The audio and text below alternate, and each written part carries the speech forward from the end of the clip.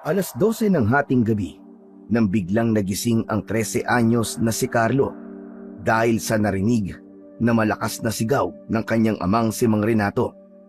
Naroon sa kanyang tabi ang kanyang ina na si Aling Dolores. Mabilis itong bumangon at niyakap kagad ang kanyang anak. Nagkukumahog na pumasok ang lalaki sa kwarto ni Carlo. Bakas sa mukha nito ang takot at kaba. Nanginginig ang kanyang kamay habang isinasara ang pinto. Ano pong nangyari, Tay? Huwag ka maingay. Sa labas ay may narinig silang parang mabilis na mga yabag at ungol. Kasunod nun ay ang malakas na pagaspas ng hangin. Renato, ano yun? Dolores, may nakita ko sa kapitbahay natin. May aswang. Inatake sila ng aswang. Ano? Sigurado ka ba sa nakita mo? Oo, Dolores. Kitang-kita ng dalawang mga mata ko. May aswang. Kaya huwag kayong maingay. Huwag kayong gagawa ng kahit na anumang pagkilos. Biglang tumahimik ang paligid. Nanatiling nakatutok ang tingin ni Mang Renato sa kanilang pinto. Lumipas ang ilang minuto.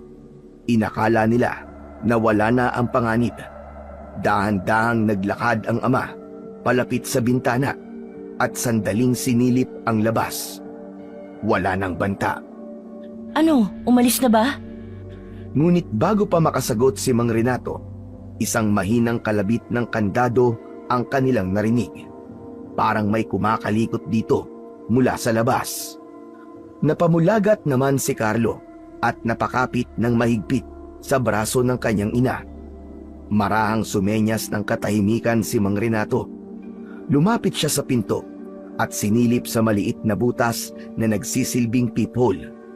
Sa liwanag ng buwan, nakita niyang walang tao. Teka, paano? At bakit naman magkakaroon ng aswang dito sa atin? Anong nangyari? Hindi ko rin alam. Kahit ako nagtataka din kung bakit bigla na lang may umaataking aswang dito. Matagal nang payapa ang baryo natin.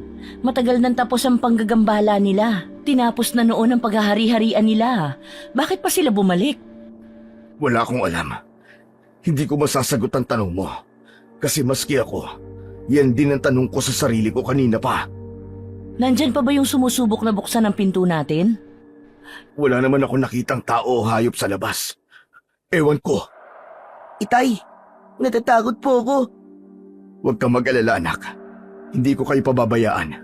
Hindi ko hahayaan ni isa sa inyo ay malapitan at masaktan ng aswang. Anong gagawin natin? Bukas na bukas, lalapit ako sa barangay at sasabihin ko ang mga nakita ko. Kailangan aksyonan kaagad to. Kung kinakailangan na sabihin ko magronda kami gabi-gabi, sasabihin ko. Para di na makasakit ang mga halimaw na yun. Sana nga matapos na agad ang pagkakalat nila ng lagim. Hindi ko alam ang gagawin Tay! kapag... Tay! Ang Lola Abing! Paano po siya ngayong gabi? Mag-isa lang po siya sa kubo niya. Paano po kung salakayin siya ng aswang? Walang magtatanggol sa kanya. Puntahan po natin ang Lola, kawawa naman po. Hindi tayo pwedeng umalis ng bahay. Hindi ligtas para sa atin. Saka huwag ka mag-alala sa lola mo. Hindi siya masasaktan ng mga aswang. Sigurado akong alam na ng lola mo ang gagawin.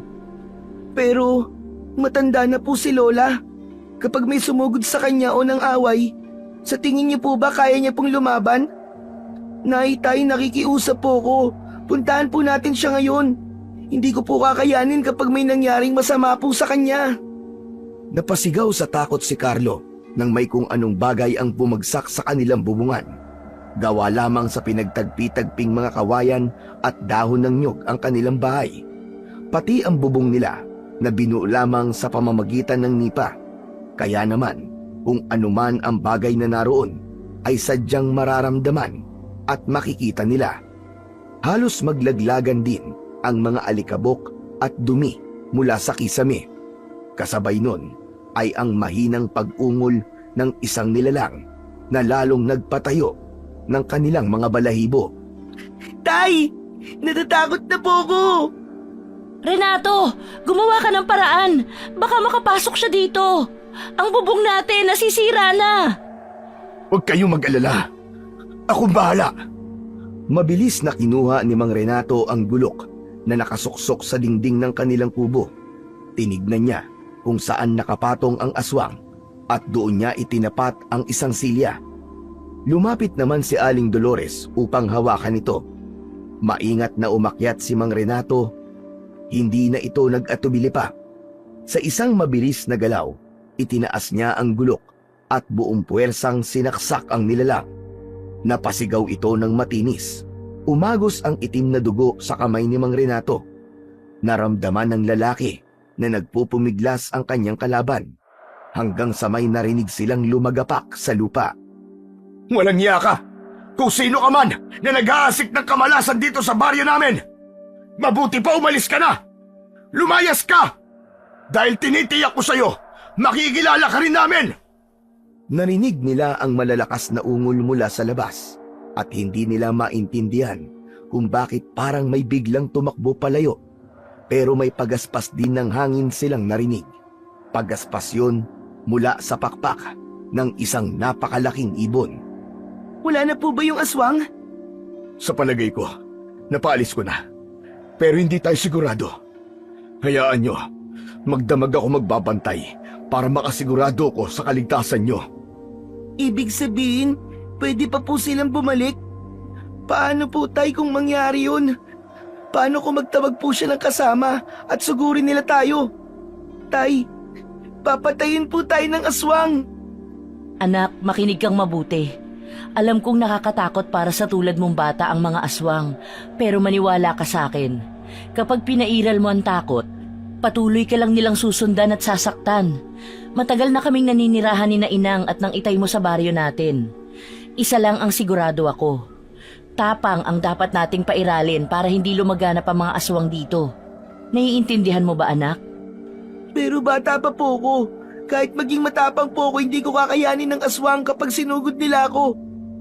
Paano kung isang araw isaktan nila ako? Nay, hindi ko po alam kung paano po ako lalaban. Hindi naman sa lahat ng pagkakataon, anak, pisikal na paglaban ang kailangan natin. Nakalimutan mo na ba ang lagi naming bilin? Anak, may Diyos na pwede mong tawagin lalo na sa oras na nangangailangan ka.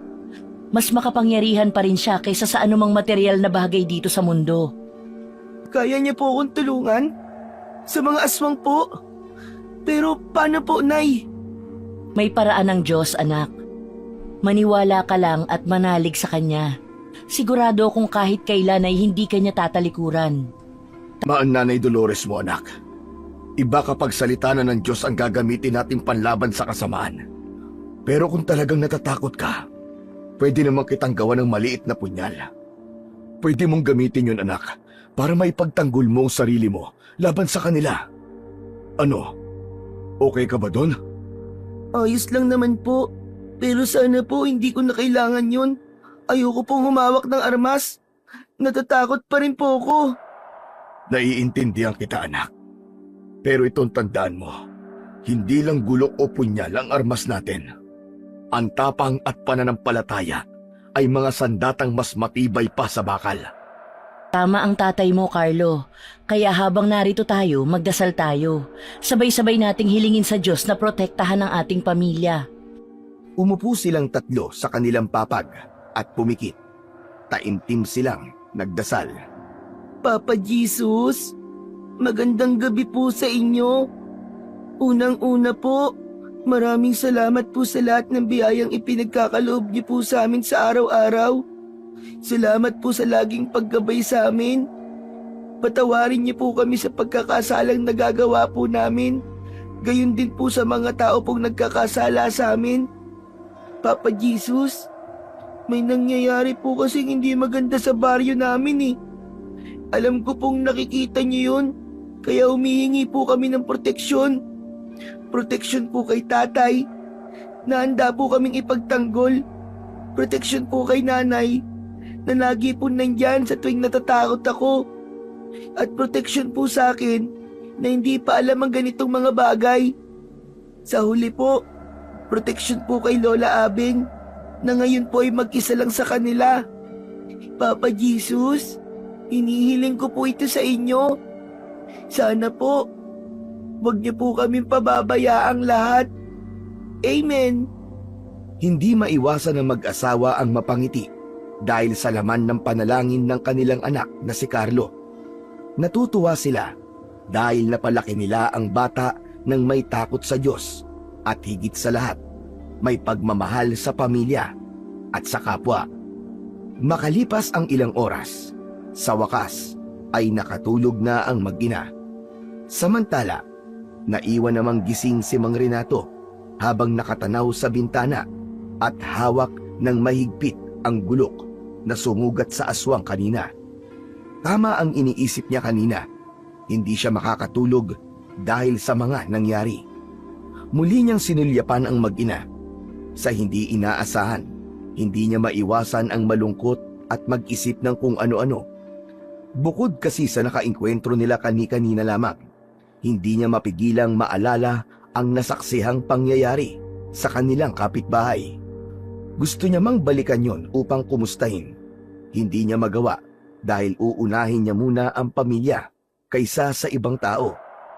Kung hindi nagkakamali si Mang Renato, isang nilalang na sobrang itim ang sumugod sa kanilang lasing na kapitbahay. Pulang-pula ang mga mata ng nilalang na yon, mabalahibo ang katawan at buhaghag at magulo ang kulot na puting buhok. Saglit niya pa itong natanaw at sa hindi niya maipaliwanag na dahilan, may kung anong pamilyar sa anyo nito. Pilit niyang inilala, ngunit hindi niya matukoy kung saan o kailan niya ito nakita. Ang huling eksenang naaninag niya ay ang pagsunggab ng aswang sa kanilang kapitbahay. Sa gulat at pagkatakot, pumaripas siya ng takbo, pauwi upang tiyakin ang kaligtasan ng kanyang mag-ina. Sa lalim ng kanyang iniisip, hindi napansin ni Mang Renato na sumisikat na pala ang araw. Nagpasya siyang mag-init ng tubig upang magtimpla ng kape. Habang abala, bigla siyang napalingon nang marinig ang mahina at bagong gising na tinig ng kanyang anak. Papalabas ito ng kanilang pinto. O anak, saan ka pupunta? Ang aga pa para lumabas ah. Pupuntahan ko po si Lola Abing. Kukumustahin ko lang po, Tay. Nag-aalala po ako dahil sa mga nangyari po kagabi. Pwede naman pero mag-almusal ka muna. May natira pang pandesal dito na bili ng nanay mo kahapon. Tamang-tama lang din dahil kakakulo pa lang ng tubig na pinainit ko. Halika anak, magkape ka muna. Sige po, pero bibilisan ko lang po ah. Gusto ko na po kasing makita si Lola eh. Nagmamadali na ngang kumain ng pandesal at uminom ng kape si Carlo. Ilang beses ding nagsabi si Mang Renato na magdahan-dahan ito dahil baka mapaso. Ngunit sadyang nagmamadali ang bata. Kaya naman wala pang 10 minuto. Tapos na yon sa kanyang almusal. Sakto ring nagising na ang ina nitong si Aling Dolores na gaya ng lalaki nagtataka sa pagmamadali ng kanilang anak. Tumayo ang bata at mabilis na lumabas ng pinto. Tay, Nay, una na po ako ah. Babalik din po ako mamaya. Oh, bakit nagmamadali yun? Pupunta sa lola niya? Ay nako, kay Lola Abeng ang punta niya. Hindi ba't kagabi niya pa gustong makita ang lola niya? Kaya yon, kakagising pa lang. Lola na kagad ang bukang bibig. Halos gawing tubig ang kape sa pagmamadali ah. Hayaan mo na, umaga na rin naman eh. Nga pala, may balita ka na ba tungkol sa kapitbahay na sinasabi mo kagabi? Yung inatake ng aswang? Balak kong ang puntahan mamaya. Pagkatapos nun, tutuloy namin yung pagpupulong na binabalak para matunto ng aswang. May ideya ka ba kung sino yung aswang? Sa tingin mo, taga-baryo lang natin yun? Hindi ko pa masabi sa ngayon. Mabilis sa mga pangyayari kagabi, kaya't hindi na ako nakapag-imbestiga. Kalagayan yung unang pumasok sa isip ko. Sandali ko siya napagmasdan kagabi, pero hindi ko masyadong namukaan. Pero medyo pamilyar siya. Ngunit hindi ko matukoy kung sino o saan kami nagkita. Malakas lang ang kutob kong kilala ko siya. Taga rito man siya o hindi, ang malaking tanong dyan bakit? Bakit siya susugod sa atin? Sa mga kabaryo natin, lalo na rin sa kapitbahay na tinutukoy mo. Kilala ko ang mga aswang, hindi sila basta-basta manggagambala kung walang dahilan. Sa tingin mo, napaaway kaya yung kapitbahay natin kaya siya sinugod? Ang alam ko ay maingay siya lalo na kapag lasing. Mahirap din paniwalaan kung sasabihin kong sinugod siya dahil lang sa pagiging maingay. Masyado yatang mababaw na dahilan yon para gawin niya. Gaya mo, may bakit din na tumatakbo sa isip ko. Sa dinami-rami ng nakatira rito sa baryo natin, bakit bahay natin ang sunod niyang pinuntahan? Hindi naman ako nakialam nung sumugod siya. Bakit ako ang sunod niyang pinuntirya? Hindi ba sabi mo nagkatitigang kayo? Baka akala niya nakilala mo siya. Kaya kanya sinundan at binalak na sugurin. Yun nga lang, muntik pa kaming madamay ng anak mo. Mabuti na lang at malakas ang loob mong labanan ng aswang na yun. Mabuti na nga lang. Kung nagkataon na nadamay kayo at nasaktan, papasukin ko ang kasulok-sulukan ng baryo. Mahanap lang siya at mapatay. Tutal, nabanggit mo na rin yan. Matanong ko lang, paano kung mahanap at mahuli niyo yung aswang? Anong gagawin niyo? Kung ako si Inang Abing mo, ano ba ang gagawin niya? Base sa nasaksihan ko noon, hindi siya magdadalawang isip na puksain ng isang aswang, lalo na kung ito nakapanakit ng inosenteng tao. Gaya ng inang mo, Dolores, mukhang ganun din ang gagawin ko. Pero depende pa yon. Depende pa kung anong klase o sino ang aswang na makakaharap ko. Nagpatuloy sa pag-uusap ang mag-asawa. Samantala, mabilis naman na nakarating si Carlo sa tahanan ng kanyang lola Abeng. Hindi naman ito ganun kalayo sa bahay na tinitira nila. Kaya naman, ilang minuto lang din ang inilaan niya sa paglalakad. Nang makarating na siya sa harap ng bahay ng kanyang lola, sunod-sunod na pagkatok ang ginawa niya habang binabanggit ang pangalan ng kanyang lola. Ilang saglit pa, bumukas ang pintong bumuo pa ng bahagyang tunog dahil sa kalumaan. Mula sa loob nun, iniluwa ng tahanan ang isang babaeng halos nakayuko na dahil sa katandaan. May tungkod na rin yun na nagsisilbing suporta upang hindi ito mawalan ng balanse sa paglalakad. Bukod doon, kapansin-pansin din ang halos kulubot na nitong balat sa katawan, pati na sa muka. Maputi na rin ang buhok nitong mahaba na, halos umabot hanggang sa bewang nito. Lola, mabuti naman po tayos lang po kayo. Alam niyo po ba, Lola, sinugod po ng aswang kagabi ang bahay namin. Grabe po si tatay, ang tapang-tapang niya po. Tapos po... Napatigil sa galak at pagsasalita si Carlo nang yakapin siya ng mahigpit ng kanyang lola Abeng. Hindi niya maintindihan kung bakit, pero base sa presensya nito, tila natutuwa yun na makita siyang maayos ang kanyang kalagayan. Masaya akong walang nangyaring masama sa inyo kagabi. Nabalitaan ko ang nangyari kaya naman agad ako nagpunta. Agad akong nagtanong-tanong sa mga kapitbahay natin.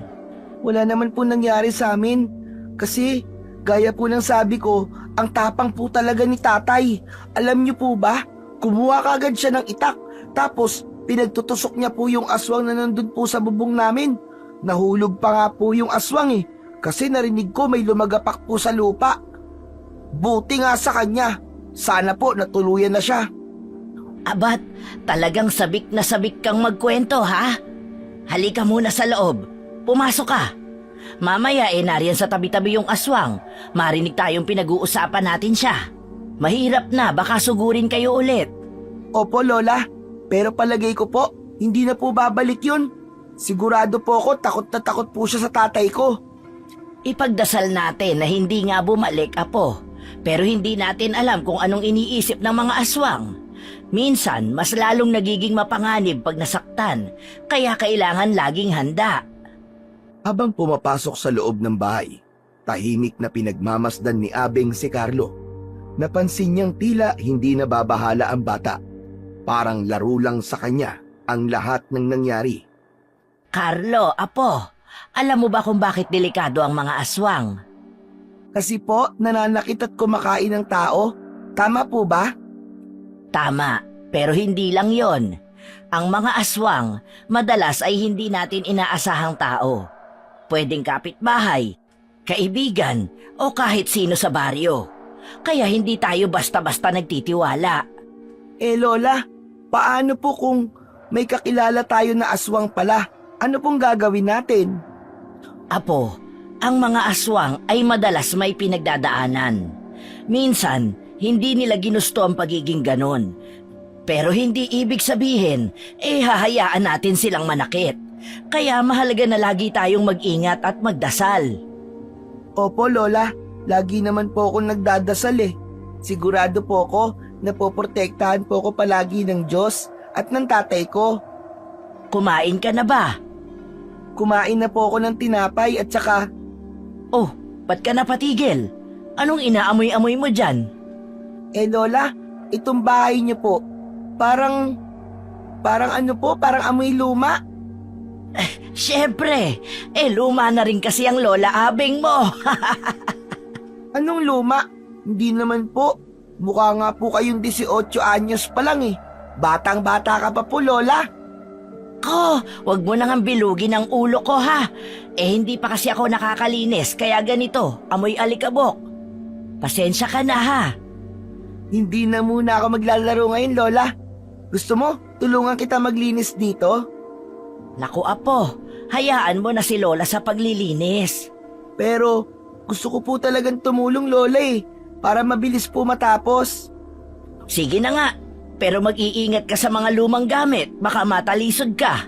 Opo, Lola. Ano po ba ang uunahin natin? Diyan ka na lang sa may aparador. Punasan mo yung mga lumang larawan. Habang inuumpisa ang linisin ng bata ang aparador, ay napansin niya na nakabalot ng puting tela ang kanang paa ng kanyang lola at may sugat din ito sa kanyang kaliwang kamay. May bahid ng dugo ang nakabalot na tela. Nang naglakad ang kanyang lola ay paika-ika itong naglakad, kaya kumpirmadong may pinsala nga ang naturang paa ng kanyang lola. Oh, ba't ganyan ka naman makatitig? May dumi ba ako sa muka? Wala po, Lola. Lola, pwede po ba ako magtanong sa inyo? Sige, ano yon? Ano pong nangyari dyan sa paa nyo? Bakit po may balot? Ano pong nangyari sa inyo, Lola? Ito ba? Sa kalikutan ng lola mo kanina, dyan sa labas, nakaapak ako ng bote. Sa murang edad ng bata, ay hindi siya kagad nakumbinsi ng kanyang lola sa katwiran nito. Naisip kasi niya ang nangyari kagabi at naalala niyang nasugatan ng kanyang tatay ang aswang. Gustuhin man niyang isipin na nagkataon lang yon, ay nagdadalawang isip siya. Pero dahil lola niya ang nasa kanyang harapan, pinilit niyang burahin ang pagdududang yon dahil mahal na mahal niya ito. Binalot nyo lang po? Hindi nyo po nilinis?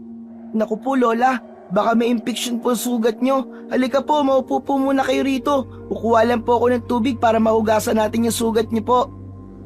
Naku, wag ka na. Hindi naman may impeksyon ng sugat ko dahil... Linisan na po natin. Kayo po nagsabi sa akin noon na kapag may sugat tayo, dapat nililinis kagad. Mahirap na po, matanda na po kayo kaya't mahina na rin po ang resistensya nyo.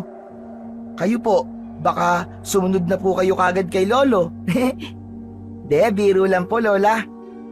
Ikaw talaga, Apo. Napaka mapagbiro mo.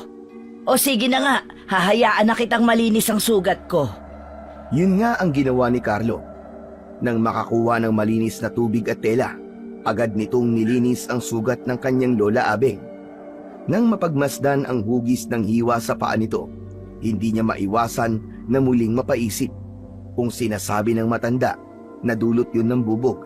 Hinihiling niya na sana ay yun ang totoo, na sana hindi ito ang nilalang na nasa bubong nila kagabi. Makalipas ang ilang minuto, natapos na ni Carlo ang ginagawa niya. Maraming salamat, Apo. Alam mo, manang-mana ka sa Nanay Dolores mo. Noong kabataan niya, mahilig din siya maglinis ng mga sugat ng ibang tao. Nagmana talaga kayo sa akin. Nagmana? Bakit? Doktor po ba kayo nun? Ano po bang ginagawa niyo dati? Dati akong albularya, Carlo. Talaga po? Wow! Ibang klase ka talaga, Lola. Ang astig. Tuwang-tuwa ka dyan. Ano naman ang astig sa pagiging albularya? Astig po yun. Di ba yung mga katulad niyo po, Sila yung kumakalaban sa mga masasamang nilalang, sa mga mangkukulam at iba pa? Nakapanood na nga po ako ng ganun sa TV ng kaklase ko eh. Nako, ikaw talaga, oo. Huwag ka nga labis na matuwa dyan kasi matagal ko nang itinigil ang pagiging ganun ko. Po? Bakit naman po kayo tumigil? Sayang naman. Gusto kitang mapanood na ng gagamot. Nung mamatay ang lolo mo, nawala na ako ng gana. Kasi sa kabila ng pagiging albularya ko, hindi ko siya natulungan. Nakakagamot ako ng ibang tao, pero hindi ko naagapan ang pagkamatay niya. Ano po bang nangyari? Nagkasakit po ba si Lolo? Hindi. Na paano po siya? Basta, ayokong pag-usapan, Apo. Pasensya ka na. Kasi hanggang ngayon, masakit pa rin sa akin yung nangyari, lalo na kapag naaalala ko. Ay, sige po. Pasensya na po ah. Lola, kung itinigil na po niyo ang panggagamot, kanino niyo po ipinamana ang kakayahan niyo? Kay nanay po ba? Hindi ko na ipamana sa inay mo ang mga kakayahan ko. Sinubukan naman namin pero hindi talaga siya interesado eh.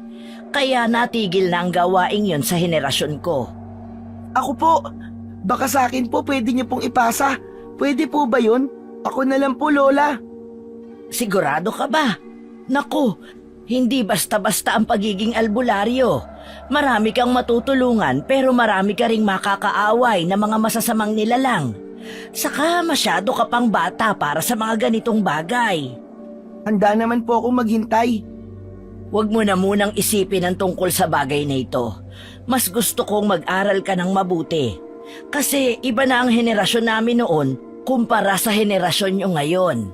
Kung noon kaalaman sa panggagamot ang kailangan, ngayon ang pinakamahalaga na ay ang edukasyon. Yung makatapos ka sa pag-aaral para magkaroon ka ng magandang buhay. Sayang naman. Interesado pa naman po akong malaman ng mga ganyang bagay. Kung hindi po pwede, sige po, okay lang naman po, Lola. Hayaan mo, darating din tayo dyan. Kapag ginusto ng tadhana, hadlangan man natin, doon pa rin ang punta mo. Nga pala, bago ka umuwi, may ibibilin lang ako. Ano po yun, Lola? Pwede bang atin-atin lang itong nangyari sa akin? Itong pagkakaroon ko ng sugat sa paa. Ayoko kasing mag-alala ang mga magulang mo, lalo na ang nanay Dolores mo. Kilala mo naman yun, hindi makatiis na hindi ako puntahan, lalo na kapag nalaman niyang may nangyari sa akin. Parang ang hirap naman po nun. Lagi pa naman bilin sa akin ni nanay na balitaan ko siya sa tuwing dadalawin ko po kayo. Ngayon lang naman, Apo. Gaya ng sabi ko, ayoko lang talaga na mag-alala sila. Sige po, kung yun po ang gusto niyo, Lola. Pero madalas na po akong dadalaw lalo na po ngayon na nalaman ko pong nagkasugat po kayo sa paa. Salamat, Apo. O siya, umuwi ka na at makahinahanap ka na ng nanay at tatay mo.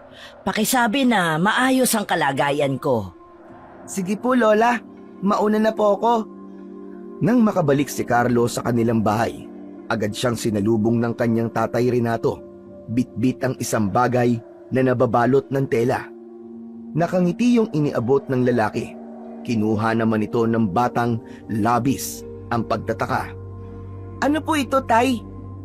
Anak, may nakita akong punyal na dating gamit ng tatay ko. Yun na lang ang pinatalim ko ulit. Medyo matatagalan kasi kung magtutunaw pa ako ng mga bakal eh. Itong bagay na to, mahalaga to sa lolo mo noon. Kaya ingatan mo ito ha. Huwag na huwag mong gagamitin sa kasamaan o sa kalokohan. Gamitin mo lang ito kung kinakailangan. Nagkakaintindihan ba tayo, anak? Yan na po yung punyal? Totoo po? Sa pagtango ng kanyang tatay Renato, agad na binuksan ni Carlo ang hawak-hawak na tela. Nang maalis ang balot, tumambad sa kanya ang isang punyal na may dalawa o magkabila ang talim. May kalumaan man ang bagay na yon.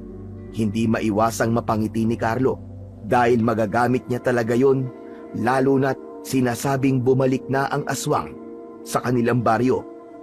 Tay, pwede ko po ba itong ipabasbas kay Lola Abeng? Kapag nakita niya to, sigurado po akong matutuwa. Ipapabasbas? Abay bakit naman? Ano bang meron sa lola Abing mo? Hindi po ba dati siyang... Oh, ba't ka napatigil? Anong meron sa lola mo? Ano po kasi po ano Ano bang pinag-uusapan yung dalawa dyan at parang ang seryoso nyo? Teka, yan na ba yung punyal na ipinangako mo sa anak mo? Ang bilis mo naman yatang nagawa. Oo. Hinasa ko lang at nilinis yung dating punyal ni tatay. Talaga? Buti na itago mo pa yan. O anak ha, ingatan mo ang paggamit niyan. Gagamitin mo lang kung kinakailangan. Opo, inay. Wala na tayong dapat na ipag-alala sa anak mo. Kasi alam kong matalino siya.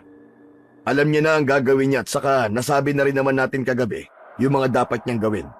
Siya nga pala. May sinabi tong anak mo kanina tungkol kay Nanay Abeng. Dolores, meron ka pa bang hindi sinasabi sa akin? Anong ibig mo sabihin? Pababasbasan daw niya tong punyal Bakit may alam ba si Nanay Abeng sa mga ganong gawain? Ikinuwento na ba ng lola mo sa'yo ang dating gawain niya noon, anak? Opo, inay. Nung nagkakwentuhan po kami, sinabi niya po sa akin na dati po siyang albularya. Hindi ko na sinabi sa inyo ang bagay na yun kasi mula nang mamatay ang tatay ko, tumigil na rin siya sa mga gawain niya. Ayaw na niyang manggamot. Nakakatuwa naman. Teka Dolores, meron ba naman siyang ibinigay sa'yo? Alam mo na, parang pamana, ganon. Hindi ba niya isinalin sa'yo yung pagiging albularya niya? Hindi ko tinanggap. Konti lang yung mga natutunan ko sa kanya kasi wala naman akong interes sa panggagamot. Sayang naman pala kung ganon. Pwede ko bang malaman kung bakit mo tinanggihan ng masasabi kong biyaya sana? Mahirap ang gawain ng isang albularya. Alam kong hindi ko kakayanin. Alam mo, sa totoo lang parang biyaya ang pagkakaroon ng kapangyarihan, pero palaging may kapalit ang mga gawain nila. Tapos marami ka pang nakakaaway. Talaga? Oo, alam mo ba yung pakiramdam na palaging may lumalapit para humingi ng tulong? Pero may mga oras din na ikaw ang pinagbubuntunan ng sisi kapag hindi mo nagamot o kaya hindi mo nasolusyonan ang problema nila. Naiintindihan kita. Pero hindi ba mahirap din tanggihan ng mga nangangailangan? Lalo na kung alam mo may kakayahan ka para tumulong. Oo. Pero mas mahirap ding mabuhay nang may laging nagmamasid sa'yo. Mga nilalang na hindi mo alam kung kailan ka aatakihin. Kaya nung namatay si tatay, pinili niya na kalimutan na ang panggagamot. Inay, ako po, pwede po bang mamana yun kay Lola? Para kung dumating po ang panahon na walang ibang makakatulong, kaya ko kayong protektahan. Hindi pa pwede, Carlo. Masyado ka pang bata. Matapang talaga ang anak ko Manang-mana sa akin. Pero tama ang nanay mo. Bata ka pa. I-enjoy mo lang muna ang kabataan mo anak. At ang pag-aaral mo. Yun ang gawin mong prioridad. Sige na, Carlo. Pumasok ka na sa kwarto mo at magpahinga. Opo, inay. Habang papasok si Carlo sa kanyang kwarto, mahigpit niyang hawak ang punyal. Sa likod ng kanyang isipan, nararamdaman niya na may darating na pagsubok at handa siyang harapin ito kahit ano pa ang maging kapalit. Isinuksok niya ang punyal sa dingding malapit sa bintana. Makalipas lamang ang ilang oras, nagpasya naman si Mang Renato na magpulong kasama ang ilang kalalakihan sa kanilang baryo. Layunin ng pagpupulong na yon na pag-usapan ang nangyaring pagpatay sa kanilang kapitbahay dahil sa isang aswang na bigla na lamang sumulpot sa kanilang lugar. Nang matipon ang lahat, inumpisahan niya na ang pag-uusap. Alam kong nakakabigla mga pangyayari. Alam kong matagal na nung huling nagkaroon ng balita tungkol sa mga aswang dito sa ating baryo. Palaisipan pa rin sa akin kung bakit sinugod ang nalasing nating kapitbahay. Hindi natin masabi ang eksaktong dahilan. Kaya naman, may nabalitaan ako, Mang Renato. Nabalitaan? Abay tungkol saan? At sabi ng taga-kabilang baryo, nagpunta ang kapitbahay natin doon nung isang araw. Dumayo at nag-inom ng alak doon. Ayon sa iba pang impormasyon na nasagap ko, naging bayolente ang kababaryo natin at napaaway raw sa isang pamilya doon. Nagtanong-tanong ako tungkol sa nakaaway niya. Abay oo, nagalit daw sila pero hindi raw sila aswang o kung ano paman. Kahit nagulo sila ng kababaryo natin, wala silang kinalaman sa pagsugod ng aswang sa lugar natin. Ibig sabihin, may iba pang nagalit sa kanya. Hindi na ako magtataka dahil kapag nalalasing nga naman itong si Ago, nag-iiba ang pag-iisip at kilos. Mas malala pa nun ay nag-iiba ang tabas ng dila o pananalita niya. Ang totoo niyan may mga teorya na kami sa kung ano talaga nangyari kay Paring Ago. Maaari daw na hindi talaga siya ang pakay ng aswang. Baka napagkamalan lang. Baka may ibang pakay ang aswang na yun dito sa atin. Hindi naman basta-basta kasi ang pagsugod ng aswang Baka may ibang kaaway ito na pinaghihigantihan. Bakit niyo naman naisip ang ganyan? At sino naman ang posibleng kaaway ng aswang na yon? At itong kapitbahay pa namin ang pinatay niya. Ikaw pare, wala ka bang alam? Kayo ba? May nakaaway ba kayo dati na pwedeng maghiganti sa inyo? Sandaling napaisip si Mang Renato, pero napakunot ang kanyang noo nang mapansing biglaang nagbulungan ang mga kababaryo nila. Sandali mga kasama. Bakit parang iba na yata ang tinutungo ng usapan na to? Ano bang gusto niyong palabasin na kami ang posibleng may atraso sa aswang, ganun ba? Ay, hindi naman ganon. Hindi kami nagsabi niyan. Nagtatanong lang naman kami sa'yo. Lalo na nabalitaan namin na pagkatapos ng pag-atake niya, kina Paring Ago, kayo ang sunod na pinuntahan ng aswang. Aba teka, ano namang kaso doon? Dahil kami ang sinunod na puntiryahin, kami na ang may kasalanan? Aba hindi ganun yun mga kasama. Isipin nyo, saan pa ba ang susunod na pupunta ng aswang? Di ba di sa kalapit na bahay lang? Di ba posible yun? Saka maayos kaming namumuhay ng pamilya ko. Ni minsan, wala kaming inargabyadong tao. Nagkataon lang yun. Sa tingin ko hindi nagkataon yon, Mang Renato. Sa tingin ko, may nakaraan sa pamilya nyo na unti-unti nang nabubunyag. Anong pinagsasabi mo? Matagal na kaming naninirahan dito at kahit kailan, wala kaming inilihim sa mga kababaryo natin. Wala kaming nakaraan o sekreto na dapat ibunyag dahil naging bukas kami sa lahat. Maaaring ikaw, oo. Pero yung asawa mo, si Aling Dolores, yung nanay niyang si Aling Abeng, mangyaring may naikwento kasi sa akin yung lolo ko noon tungkol sa matandang yan.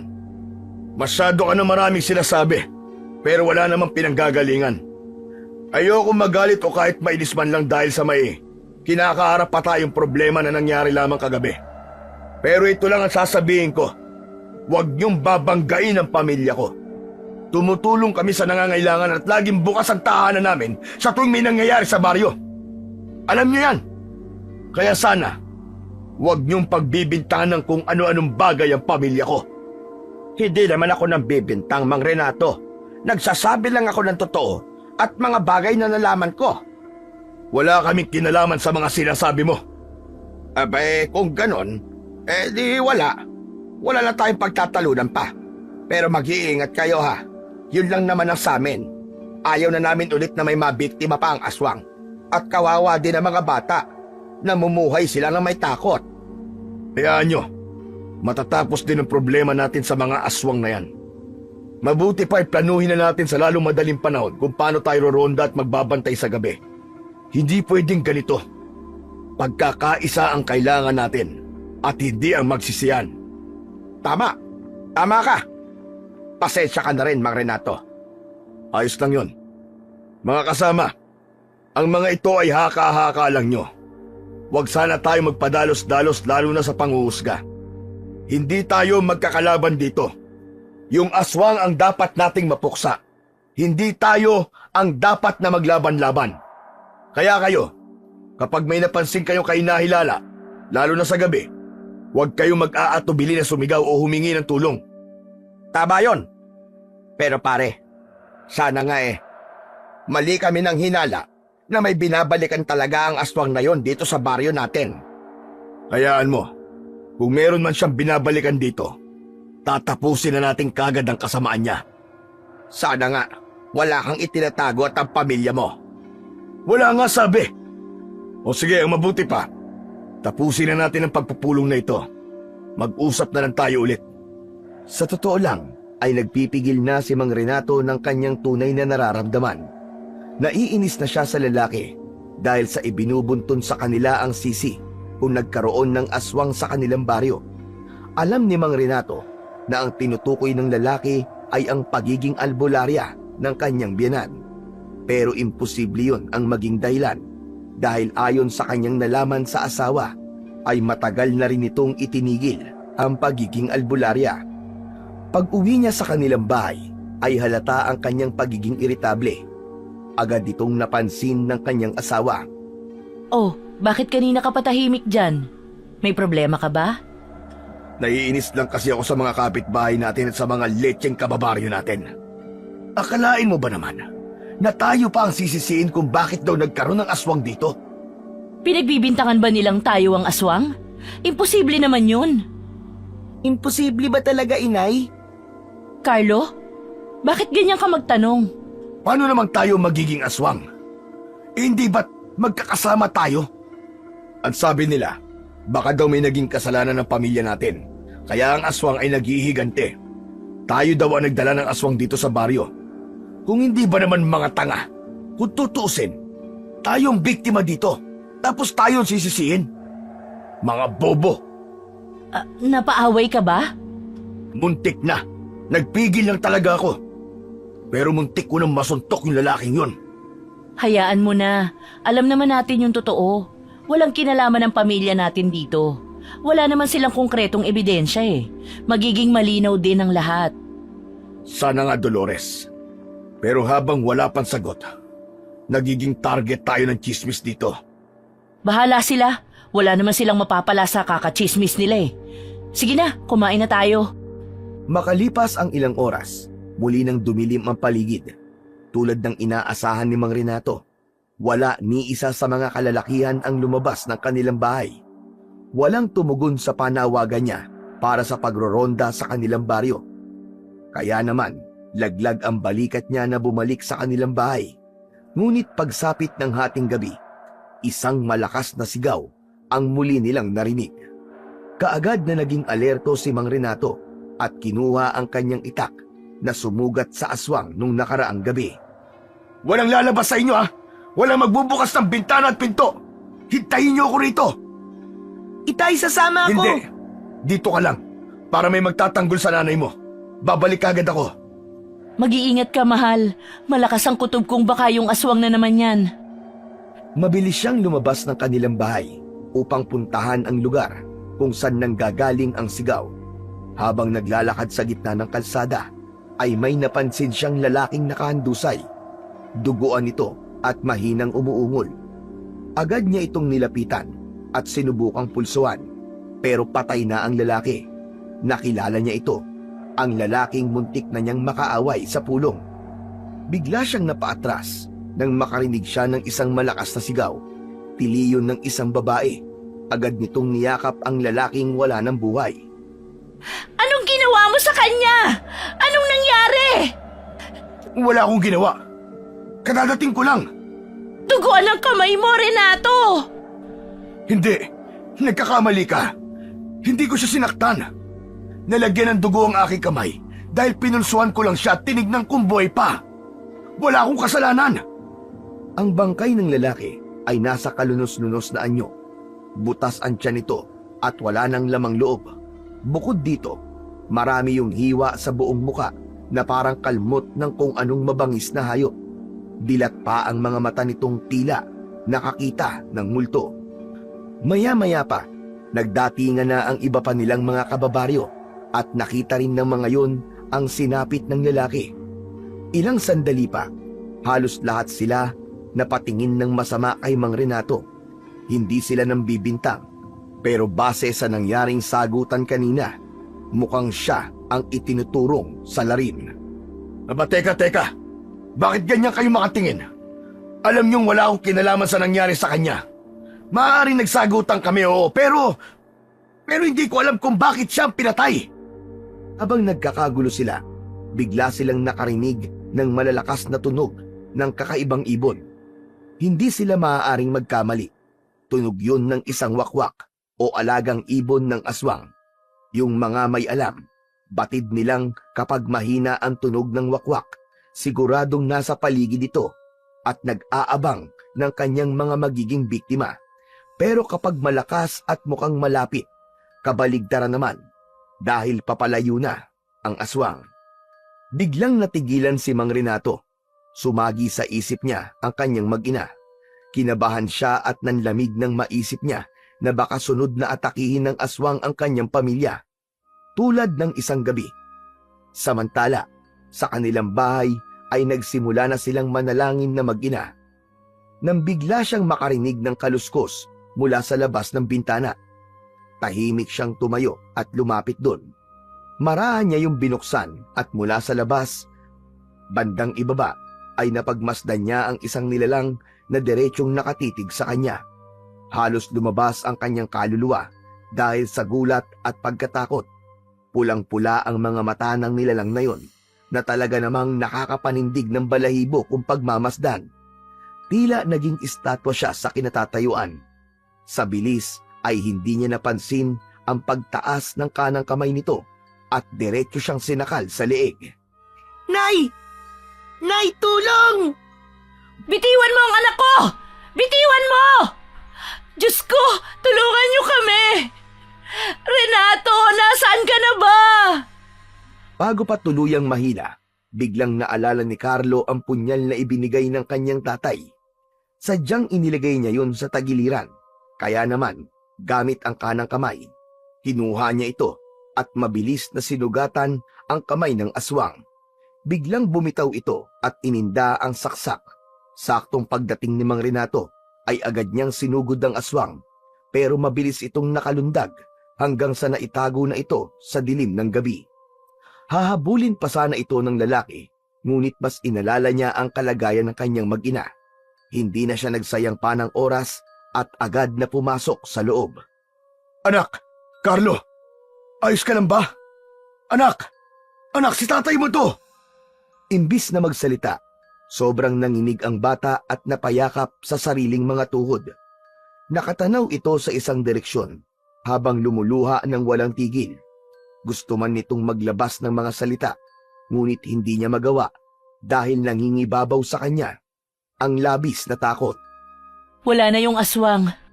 Anak, nandito lang kami.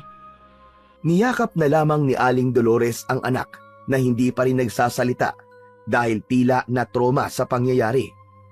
Kinabukasan, nang magising si Mang Renato, ay diretso itong tumanaw sa labas ng kanilang bahay. Pagbukas ng bintana, doon ay natanaw niya ang marami sa kanilang mga kababaryo na tila nag-aabang sa kanilang paggising at paglabas ng bahay. Labis na kaba ang nararamdaman ng lalaki, kaya naman muli nitong isinara ang bintana at mabilis na ginising ang asawang si Dolores. O bakit? Tanghali na ba? Pasensya na ko na pahaba ang tulog ko. Pinakalma ko pa kasi itong anak natin eh. Mabuti nga at nakatulog ito. Maraming tao nag-aabang sa labas ng bahay natin. Nag-aabang? Bakit naman? Teka, baka hihingi sila ng tulong sa atin, lalo na sa'yo kaya sila nandyan. Pagbuksan na muna natin ang pinto. Hindi sila nandito para humingi ng tulong. Kung hindi para sa bagay na yon, tungkol naman saan? May hindi ba ako alam? Renato, kinakabahan ako. Agad na ikinuwento ng asawang lalaki ang nangyari kahapon tungkol sa naging diskusyon nila ng namatay na kabaryo na muntik nang humantong sa matinding pagtatalo. Ayaw niya mang sabihin na sinisisi siya ng mga ito, pero yun lang ang tanging dahilan kung bakit naroon ang mga yon. At pagkatapos nun, umiwas na ako sa mahabang usapan para hindi na lumaki pa ang pagtatalo namin. Nakapagsalita lang naman ako ng ganun dahil parang pinagbibintangan niya ang pamilya natin. Lalo pa akong nainis nang ipasok niya sa usapan ang nanay abing mo. Pero alam mong wala tayong ginagawang masama. Tama lang ang ginawa mong pagtatanggol sa pamilya natin at kay Inang. Dito ka lang, ako na muna ang kakausap sa kanila. Wag, dalawa tayong kakausap sa kanila. Tulog pa naman ang anak natin, kaya pwede tayong humarap sa kanila. Halika, sasamahan kita. Pagbukas ng pinto, maririnig ang sigawan ng kanilang mga kababaryo. Lalo na ang babaeng asawa ng pinatay na lalaki kagabi. Kitang-kita sa mukha nila ang galit at intensyon ng mga sandaling yon ang pagbintangan silang may kasalanan sa mga nangyayari. Alam ko na pag-usapan na natin to kagabi at di ko na uulitin. Wala kami kinalaman sa misteryosong aswang na umaatake sa baryo natin. Totoo bang wala kang kinalaman? Ikaw ang una ko nakita malapit sa katawan ng asawa ko. Anong ginawa mo sa kanya? Ikaw ba ang pumatay sa asawa ko? May narinig akong malakas na sigaw kagabi. At alam ko narinig nyo din yon. Pero sa dami natin, ako lang ang naglakas ng loob na lumabas para tumulong. Pero huli na ang lahat. Hindi ko siya papatayin. Hindi ako mamamatay tao, lalo na't wala namang dahilan. Anong walang dahilan? Malamang nagalit ka sa kanya kahapon. Mababaw ang dahilan na yon para pumatay ng tao. Nakita mo ba? Nawinakwak ko ang tiyan niya. Hindi. Pero ikaw lang ang may motibo. Imposible namang nagkataon lang na ikaw ang nakita kong malapit sa kanya. Kung di ka sigurado, huwag ka mambibintang. Wala kang karapatang magbintang, lalo na kung wala ka namang ebidensya. Puro lang kayo salita. Paanong kami ang magiging aswang? Muntik nang mamatay ang anak ko nang suguring kami ng aswang dito kagabi. Oo, hindi nagdalawang isip ang asawa ko na magbigay ng tulong sa taong sumisigaw kagabi. Iniwan niya kami kapalit ng sanay kaligtasan ng asawa mo. Tapos kami ang sisisihin niyo? Agad na naglakad pabalik sa loob ng bahay si Aling Dolores at ginising ang kanyang anak. Tapos ay dinala niya ito sa harap ng mga tao. Ipinakita ang sugat sa leeg. Nakikita niyo to? Hetong sugat sa leeg ng anak ko? Hinila siya kagabi ng aswang sa bintana namin. Sariwang-sariwa pa ang sugat na nanggaling sa kuko ng aswang na yon. Hindi ko alam kung bakit ang nambiktimang aswang na yon sa bahay namin sunod na pumunta. Kung ganon, isa lang ang sigurado ko. Wala kaming koneksyon sa aswang na yon dahil biktima lang din kami ng pag-atake niya. Hindi ako naniniwala sa inyo. Mga kabaryo, huwag kayong maniniwala sa kanila. Sila lang ang pwedeng maging rason kung bakit umaatake ang aswang. Huwag kayong palilin lang sa kanila. Sigurado akong gumawa lang ng paraan ang mag-asawang yan para... Itigil mo na yung kaibangan mo. Kamamatay lang ng asawa mo kaya imbis na maghanap ka ng masisisi, bakit hindi mo asikasuhin ang burol niya? Pagbintangan mo man ng 1,000 beses ang pamilya ko, wala kayong karapatan na galawin kami hanggat wala kayong ebidensya. Konsensya nyo na lang kapag may ginawa kayong bagay na hindi kayo sigurado. Dolores, anak, pumasok na kayo sa loob. Huwag kayo mag-alala, maghahanap ako ng ebidensya. Pero isang salita lang ang bibitawan ko. Makinig kayong lahat. Kung nagkataong namatay ang asawa ko matapos ang pakikipagtalo niya kay Renato, siguro hindi naman nagkataon kapag ako naman ang napaslang ng aswang na yon, hindi ba? Kapag may nangyari sa aking masama, wala kayong ibang sisisihin kundi ang pamilyang yan. Hindi na nga muling pinakinggan ng tatlo ang mga sasabihin ng babaeng galit na galit. Nang makabalik sa loob, sandaling nagpaalam si Mang Renato upang pumunta sa bukid at kumuha ng kanilang makakain. Babalik din kagad ako, Carlo. Wala mo nang lalabas ng bahay, ah. Mainit ang dugo ng mga kababaryo natin sa atin. Bakit po sila magagalit? Wala naman po tayong kasalanang ginawa sa kanila. Yan ang paulit-ulit naming ipinaglalaban, pero mukhang sarado mga isipan nila. Mabuti nang tayo umiwas, kaysa mauwi pa ang lahat ng ito sa malaking gulo. Dolores, dito ka lang din muna. Saka mo na asikasuhin yung pag-e-extra mo sa kabilang baryo. Mahirap na. Baka pag-initan nila tayo kapag nakitang nasa labas kayo. Sige, mag-iingat ka.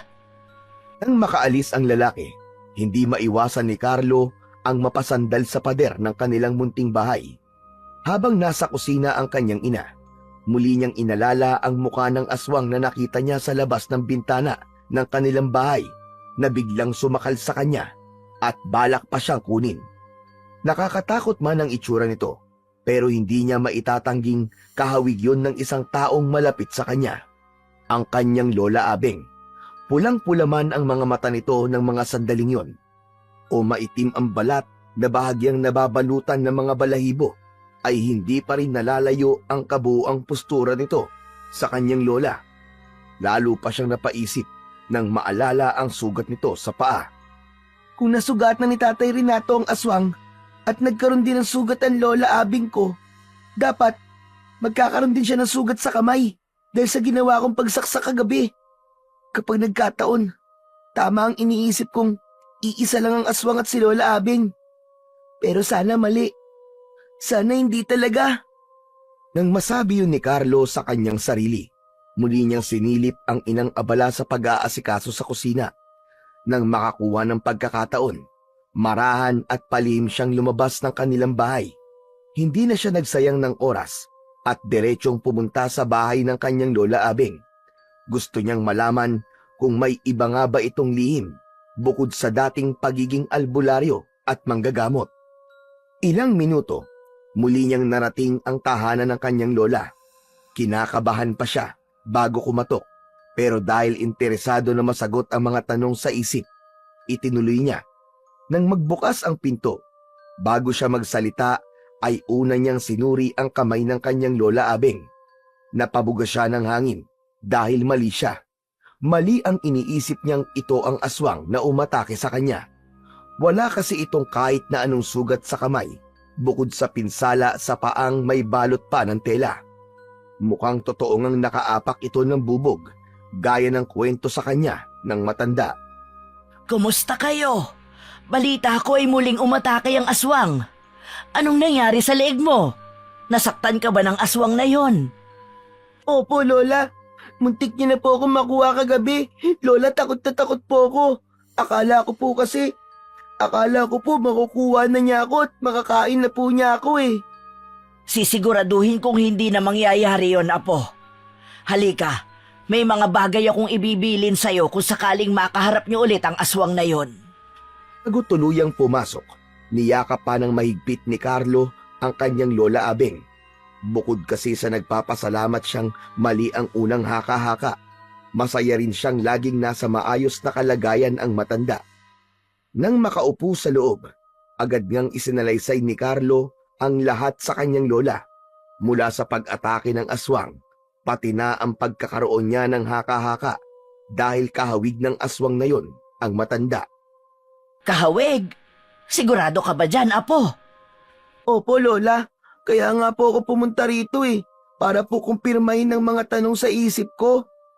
Maraming nilalang sa mundo natin ang mapanlin lang, Apo. Gaya ng aswang. May isang uri noon ng aswang na sadyang kinatatakutan dahil bukod sa mabagsik at nakakakilabot, kaya rin nilang manggaya ng anyo ng ibang tao. May ganun po silang kakayahan? Ibig sabihin, hindi lahat ng nakakaharap natin ay totoo? Maaaring sila ay mga aswang? Nakakatakot naman po.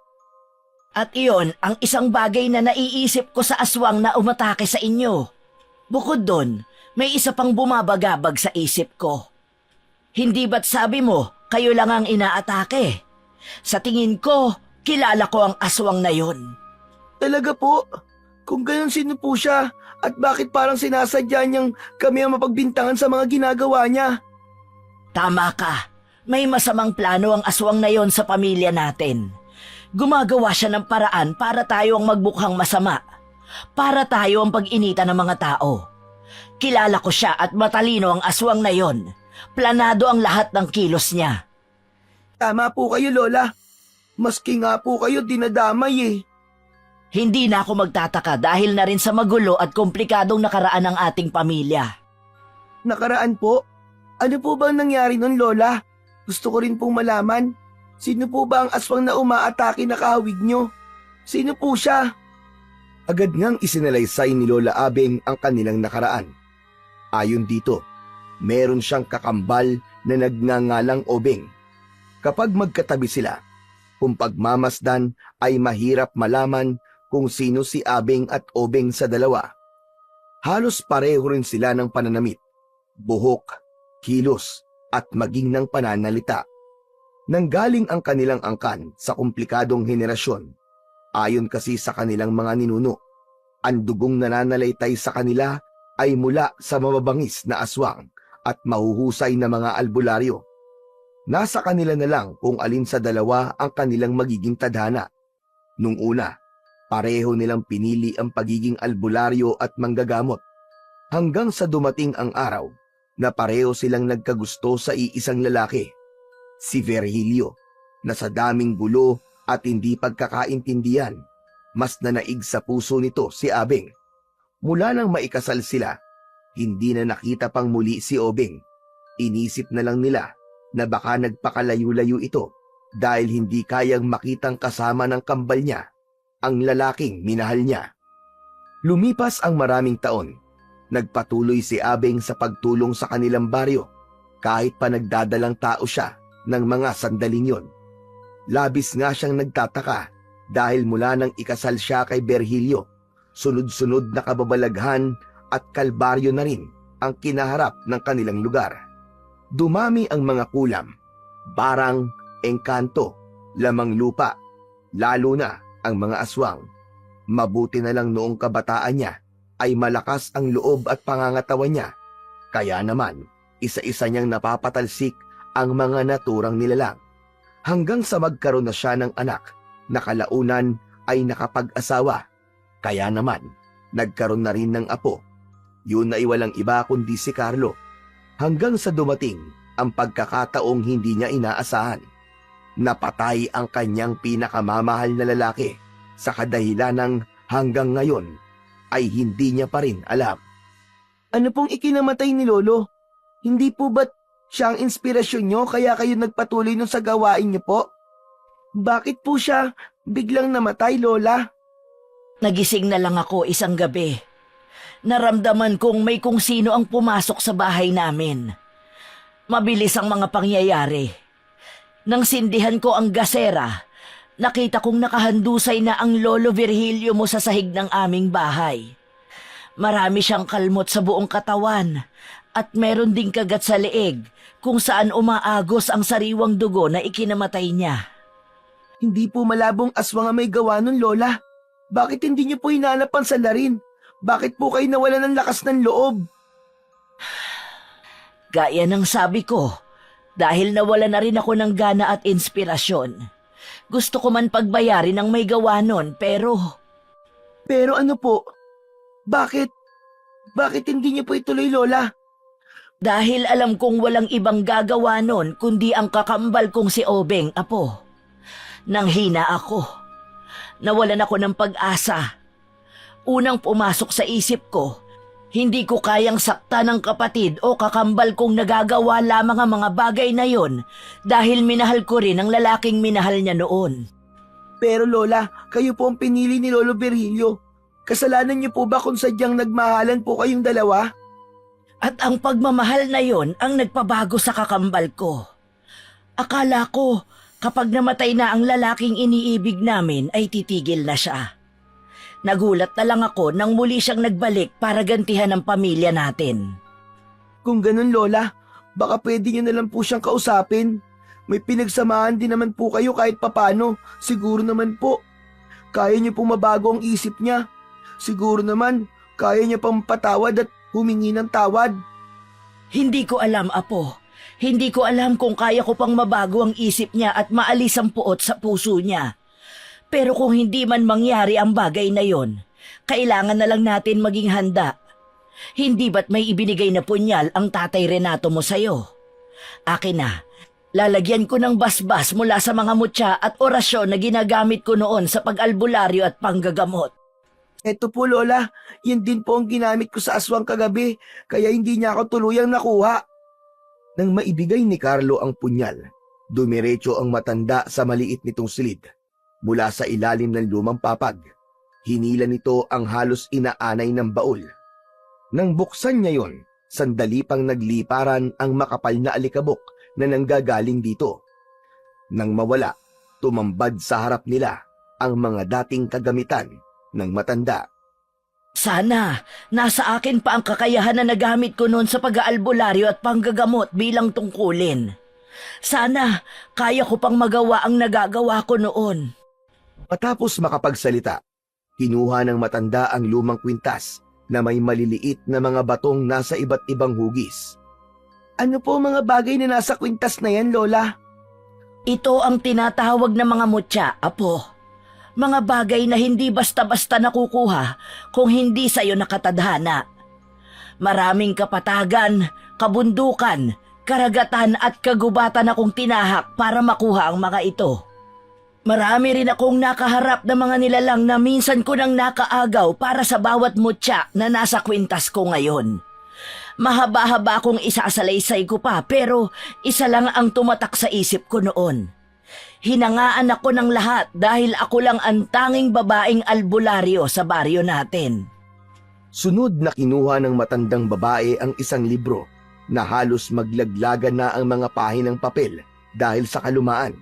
Nang buksan nito yon, nakita pa ni Carlo ang mga nakasulat dito.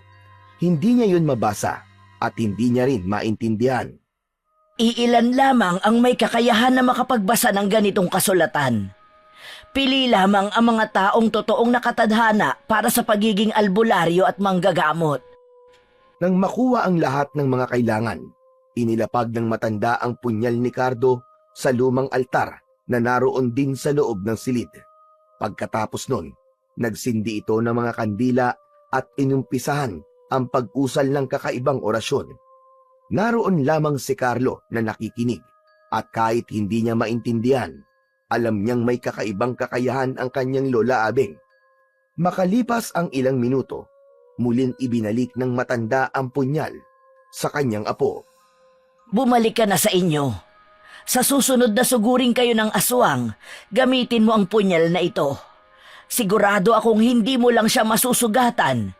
Kaya mo pa siyang masaktan o kaya naman ay mapatay. Maraming salamat po, Lola. Pangako, gagawin ko po ang lahat para matigil na ang kasamaan ng kakambal niyong si Lola Obeng. Tama po ba, Lola Obeng? May isa pa akong bagay na ibibilin sa'yo. Apo, mula ngayon ay mag-iingat ka sa mga taong nakakaharap mo. Gaya ng sabi mo, hindi na tayo sigurado kung ano o sino ang totoo. Talasan mo ang mga mata at pakiramdam mo. Mag-isip ka bago gumawa ng kahit anong kilos. Naiintindihan mo ba ako? Opo, Lola. Naiintindihan ko po. Habang binabaybay ni Carlo ang daan pabalik sa kanilang bahay, napahinto siya at nagulat nang makita ang kanyang tatay Renato. Nakangiti yun at diretsyong nakatitig sa kanyang kinalalagyan. Wala itong kahit na anong bitbit kung sakaling galing yun sa bukid gaya ng sinabi nito.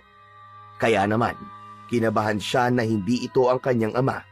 Lumapit ang lalaki sa kanya. Dahil doon ay marahan siyang napaatras. Agad niyang hinawakan ng mahigpit ang punyal na nasa kanyang tagiliran. Oh, bakit ganyan ka makatingin, anak? Para ka namang nakakita ng multo. Tay, bakit po kayo nandito? Pinasusundo ka na sa akin ng nanay Dolores mo eh. Bigla ka kasing nawala sa bahay kaya naisip ko na ring hanapin ka. Halika, umuwi na tayo sa bahay. May dala po ba kayong pagkain galing pong bukid? Bukid? Aba, hindi ako galing doon, anak. Hindi ba't magkakasama lang tayo sa bahay kanina? Lumayo ka sa akin! Hindi ka ang tatay Renato ko! Isa kang aswang! Teka, anong pinagsasabi mo, anak? Ako ang tatay Renato mo. Tignan mo ko. Mukha ba akong aswang? Anak, masama ang magbintang, ha? Imbis na tumugon, ay pinili na lamang ni Carlo ang lumayo. Alam niya sa sariling hindi ito ang kanyang ama. Habang umaatras, nakita niyang muling ngumiti ang lalaki bago siya makalayo. Narinig niya pa ang huling tinugon nito. Nasa paligid lang ako, Carlo. Nagmamasid, nagbabantay, naghihintay na makakuha ng tamang pagkakataon. Papatayin ko kayong lahat. Hindi na tinapos ni Carlo ang mga sasabihin nito at mabilis na nagtatatakbo pabalik sa kanilang bahay. Napahinto siya at tuluyang kinuha ang punyal nang muli niyang makaharap ang amang si Renato. Sa takot na baka saktan siya nito, inunahan niya na ang lalaki. Hindi mo ako malilinlang! Aswang ka! Iniamba niya ang punyal sa lalaki. Agad naman itong naagapan ni Mang Renato. Nahawakan niya ang punyal pero sa talim, umagos ang mapulang dugo sa kanyang mga kamay. Anak, bakit? Anong ginawa mo? Aray! Tay, ikaw po ba ang totoong tatay ko? Bakit mo naman inisip na hindi ako ang tatay mo, pambira kang bata ka? Ano ba itong ginagawa mo? Papatayin mo ba ako? Ay, sorry po. Akala ko po kasi. Tay, sorry, hindi ko po sinasadya. Anong nangyari? Bakit ang daming dugo? Diyos ko, Renato! Tila naging estatwa si Carlo dahil sa nagawa at nasaksiyan. Mukhang nagkamali siya. Ang taong sinaksak niya ay ang kanyang totoong ama at hindi ang aswang na nagpanggap kanina.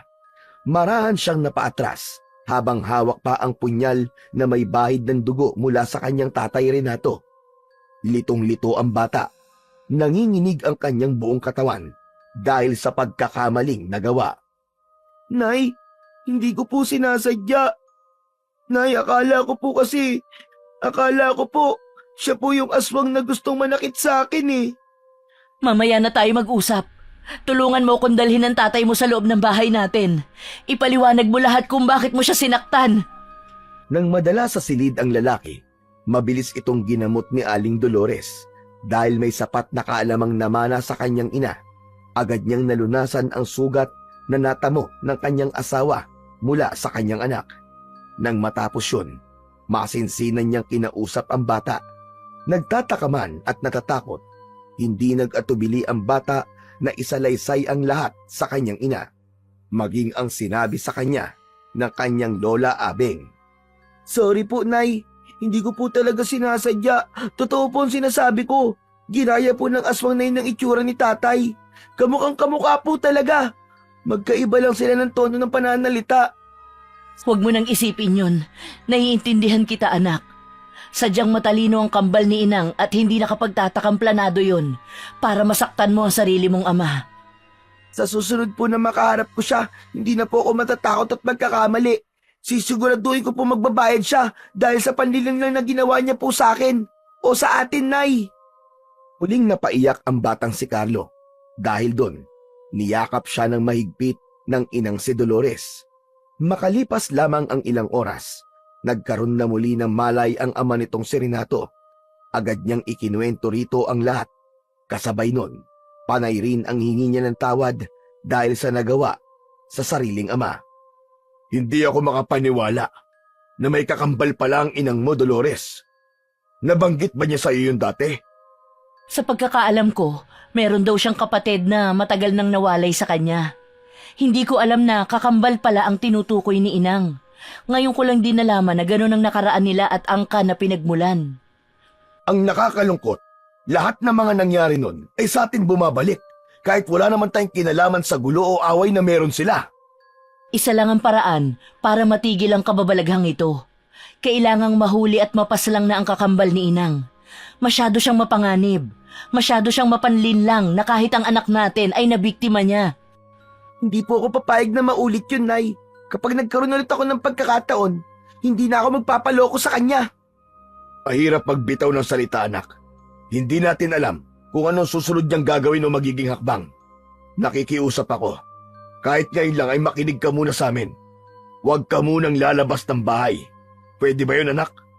Hindi naman kita sinisisi. Pero kung hindi ka sana lumabas kanina, baka hindi sana nangyari ang mga bagay na ito. Opo, hindi na po mauulit. Pasensya na po kasi nang dahil po sa pagiging pasaway ko at hindi pakikinig sa inyo, nasaktan ko po kayo nang wala sa oras. Sige na. Kalimutan na natin yon. Mabuti na lang, marunong manggamot tong nanay Dolores mo. Mabuti na lang at may natutunan ako kay Inang noon kahit hindi ako interesado sa gawain niya. Nagpatuloy sa pag-uusap at tawanan ang mag-asawa. Samantalang si Carlo, nagpasyang pumasok muna sa kanyang silid upang makapag-isip. Hindi niya alam pero hindi siya mapakali dahil sa pagkakamaling nagawa. Gusto niya mang sundin ang utos ng ama pero nangingibabaw sa puso't isip niya na makaganti sa aswang nakakambal ng kanyang lola Abeng. Sa paglipas ng mga oras, tuluyan na ngang kinain ng dilim ang buong paligid. Sa paglalim ng gabi, muling naalimpungatan ang tatlo dahil sa malakas na sigawan ng mga tao sa labas ng kanilang bahay. Binalak sana ni Carlo na makiusyoso, ngunit agad siyang pinigilan ng mga magulang. Anak, sundin mo ang biling ko. Huwag kang lalabas ng bahay. Hayaan mo kaming imbestigahan ang nangyayari at makatulong kung kinakailangan. Nagkakaintindihan ba tayo? Anak, tinatanong ka ng tatay mo. Opo, Dito lang po ako sa loob ng kwarto. Hindi po ako lalabas. Nang muling maisara ang pinto ng silid, pinili na lamang ni Carlo ang mahiga. Panay ang tingin niya sa paligid at lalong hindi siya mapakali. Dahil sa ingay at sigawan na naririnig niya mula sa labas ng kanilang bahay. Kaya naman, gamit ang unan, pinilit niyang takpan ang kanyang mga tenga upang hindi madagdagan ang kaba at takot na nararamdaman niya. Ilang sandali pa, napatingin siya sa kanang direksyon nang bumukas muli ang pinto ng kwartong kinaroroonan niya.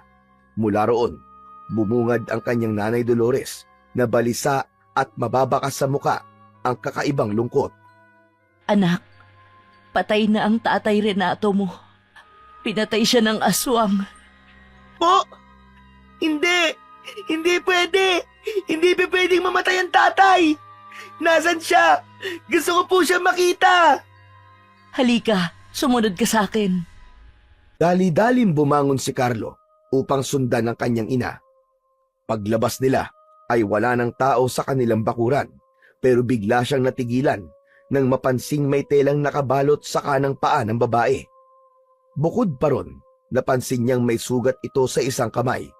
Doon ay napagtanto niyang muli siyang nilinlang, kaya naman mabilis niyang hinugot ang punyal na nasa kanyang tagiliran. Nay! Nasaan po si tatay? Nandoon siya sa hindi kalayuan. Duguan siya at Sa pagharap ng nagbabalat kayong aswang, napatigil ito sa pagsasalita nang bumaon sa leeg niya ang punyal ni Carlo. Idiniin pa ito ng bata at dahil doon, tuluyan itong nagsuka ng kulay itim na dugo. Hindi mo na ako malilinlang sa ikalawang pagkakataon! Aswang ka! Bakit?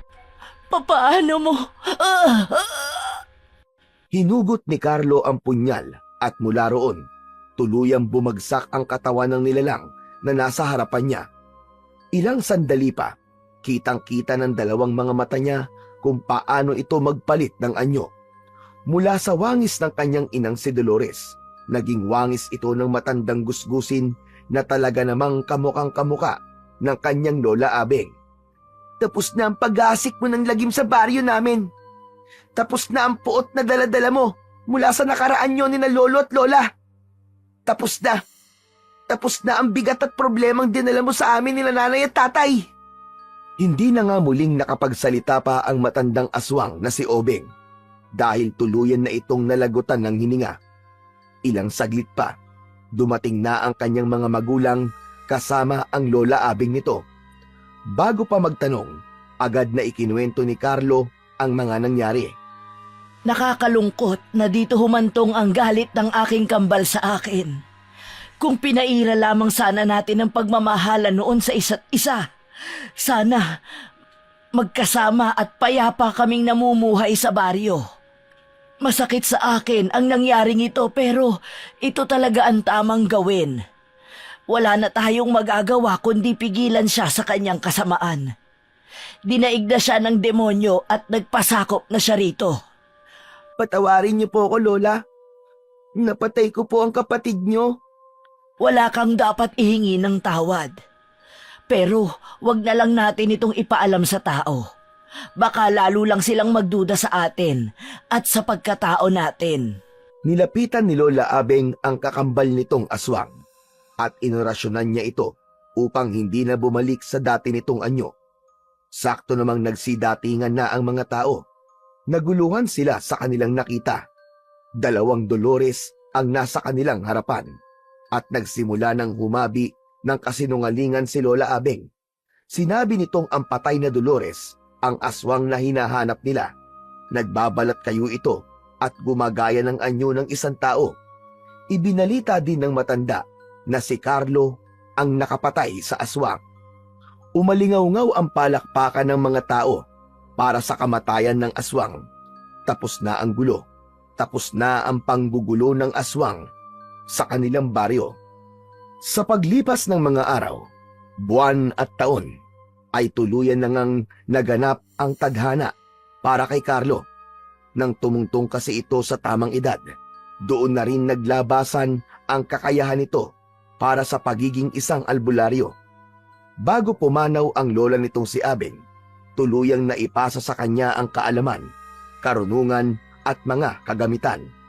Doon nakilala ang batang minsan nang pumaslang sa misteryosong aswang na bumalik at nanggambala sa kanilang baryo upang maggasik ng lagim at maghiganti sa kakambal nito.